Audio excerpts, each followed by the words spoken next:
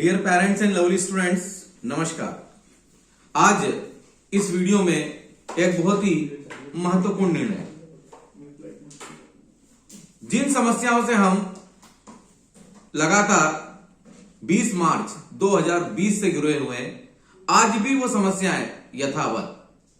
आज शिक्षा के सम्मुख सबसे बड़ा सवाल क्या होगा हमारी भावी पीढ़ी का। क्या बच्चे वास्तव में शिक्षित होंगे? क्या ये आने वाली पीढ़ी हमारे राष्ट्र का नवनिर्माण करेगी?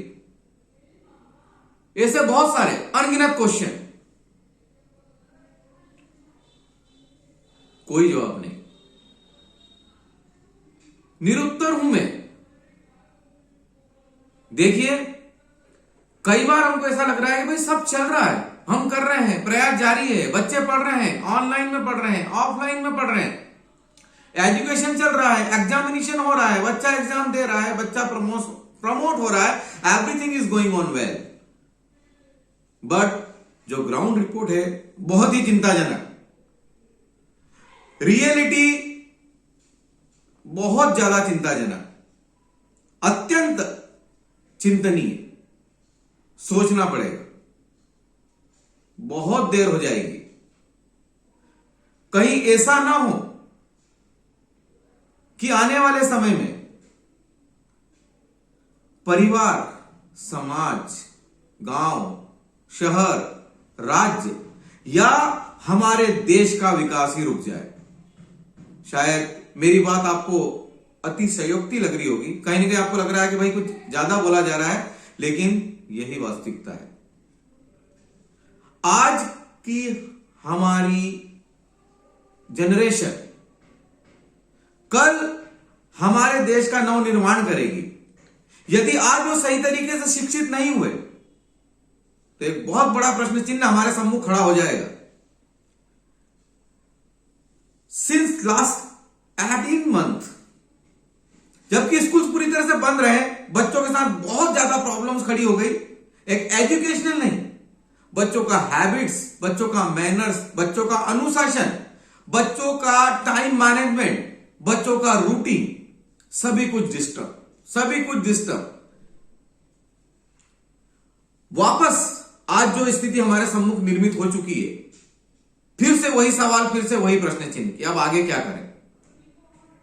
देखिए, जैसा कि मैंने आपको बताया कि भाई हमारा प्रयास लगातार जारी है, लगातार जारी रहेगा, लेकिन जो हमारे सिंस लास्ट 18 मंथ का जो एक्सपीरियंस रहे हैं, जो हमारा अनुभव रहा है, वो अनुभव कहीं ना कहीं कटु रहा है।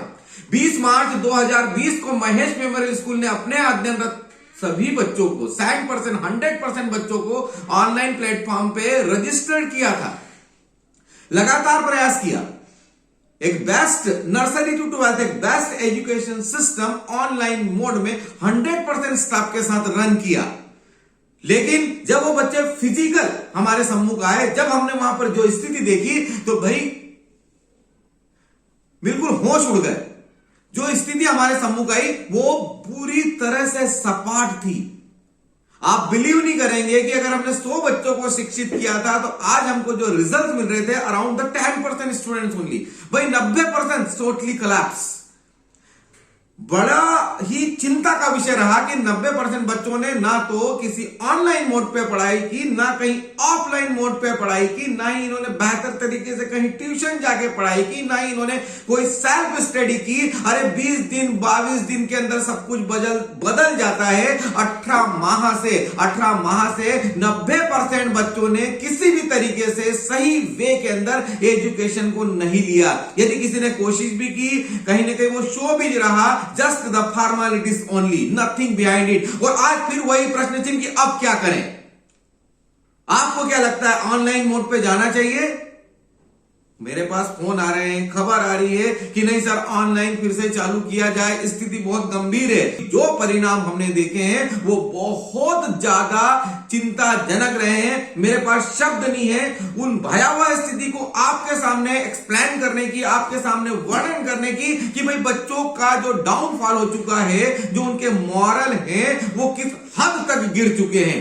और कहीं ना कहीं इसमें इस मोबाइल नामक डिवाइस का बहुत बड़ा योगदान रहा है। कई बच्चों ने कहीं ना कहीं पेरेंट को मिसगाइड किया है, स्कूल को मिसगाइड किया है, अपने आप को मिसगाइड किया है और उन्होंने इस ऑनलाइन सेशन की आड़ में कई गलत काम लगातार किए हैं, जिसके दुष्परिणाम आज सर्वत्र हर तरफ हमें कहीं ना कहीं नजर आ रहे हैं, दृष्टि गोचर हो रहे हैं और ये बहुत ही चिंता का विषय है। तो भाई मैं अब कहीं नहीं चाहूंगा कि वो दिन फिर से आए, लेकिन रास्ता है, बहुत बेहतर रास्ता है। अब ये रास्ता यदि हम अपनाने जा रहे हैं तो बिना पालकों के सहयोग के असंभव है।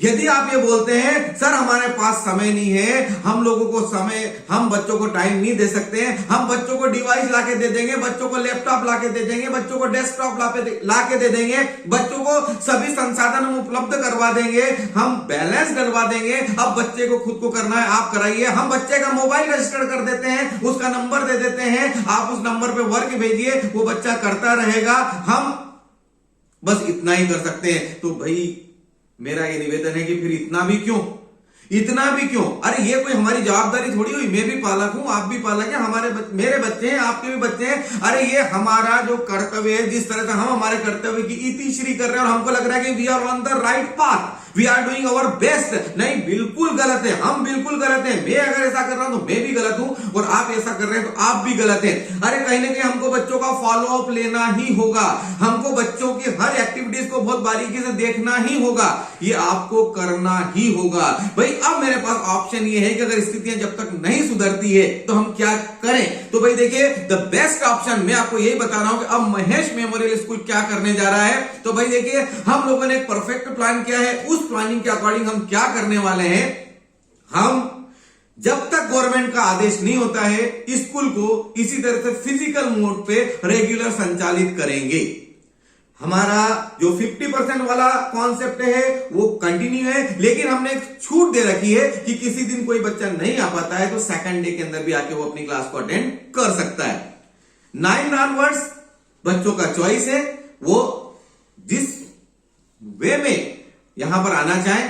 कोई बच्चों को ऐसा लगता है कि भाई मेरी बोर्ड क्लास है, मुझे रेगुलर जाना चाहिए, मोस्ट वेलकम। किसी को लगता है कि मुझे अल्टरनेट में जाना चाहिए तो मोस्ट वेलकम। भाई कहीं ना कहीं वो बच्चे इस तरह से अपने आप को एडजस्ट उन्होंने किया है और एक व्यवस्थित रूप से आ रहे हैं, सोशल डिस्टेंसिंग को मेंटेन किया जा रहा है, सभी चीजों का कोविड प्रोटोकॉल के अकॉर्डिंग ध्यान रखा जा रहा है। और महेश मेमोरियल स्कूल एक ऐसी संस्था है जहां पर आप कभी भी आप हमारी संस्था को विजिट कर सकते हैं, आप कैमरे में देख सकते हैं पूरे समय हमारे बच्चे मास्क को लगा के रख रहे हैं, कोविड प्रोटोकॉल को पूरी तरह से फॉलो कर रहे हैं, कहीं ना कहीं कोशिश कर रहे हैं कि वो शिक्षित भी हो और कोविड से उनका बचाव भी होता रहे। अब भाई प्रश्न चिन्ह हमारे सम्मुख आ रहा है कि कई पालकों को ऐसा लग रहा है कि भाई अभी बच्चों को भेजना सेफ नहीं है, सुरक्षित नहीं है, केसेस आने लगे हैं। आप बिल्कुल सही है, आप कहीं से कहीं तक गलत नहीं है। अब उस केस के अंदर देखिए हमारे पास क्या होता है, जो पालक हैं भाई सबकी विचारधारा अलग अलग है। किसी पालक को यह लगता है कि सर कुछ ऑप्शन निकालिए, अब बच्चों को भेजना उचित नहीं है। कुछ पालकों को यह लगता है कि घर पे बच्चे बहुत ज्यादा डिस्ट्रक्टिव हो चुके हैं, बहुत सारी समस्याएं खड़ी कर रहे हैं, इनको स्कूल आना ही चाहिए। भाई देखिए गवर्नमेंट के आगामी आदेश तक स्कूल जैसे चल रहे हैं वो इट इज संचालित होंगे।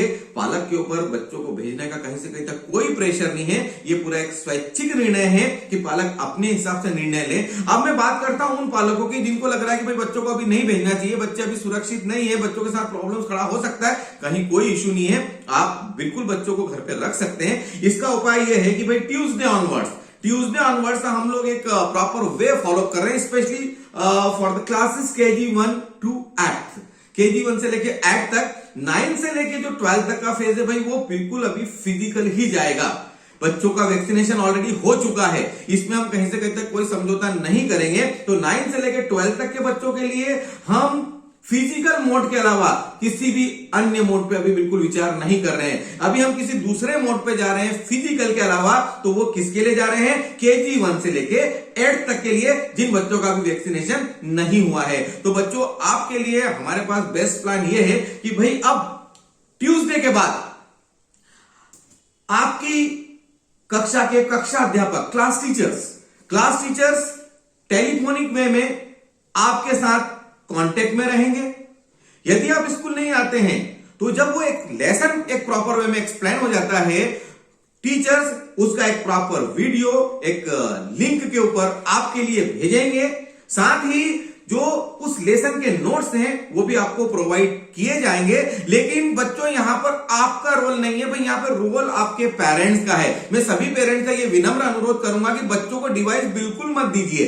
ये जो भी मटेरियल हम भेज रहे हैं वो आपके लिए भेज रहे हैं। जो भी बच्चों के नोट्स भेजे जाएंगे Tuesday onwards, remember my words, Tuesday onwards जो भी भेजे जाएंगे नोट्स आपके लिए या जो भी वीडियो आपके लिए भेजे जाएंगे, आपकी उपस्थिति में जब आप घर पर रहें, बच्चे आपके साथ रहें, उस लेसन का एक्सप्लेनेशन आप बच्चों को उस वीडियो के थ्रू, उस ऑडियो के थ्रू बताइए, सुनाइए और जो नोट्स भेजे गए हैं उस नोट्स का जीरोक्स निकाल के, फोटोकॉपी निकाल के वो बच्चों को दीजिए। बच्चे उसके सिस्टमेटिक नोट्स तैयार करेंगे।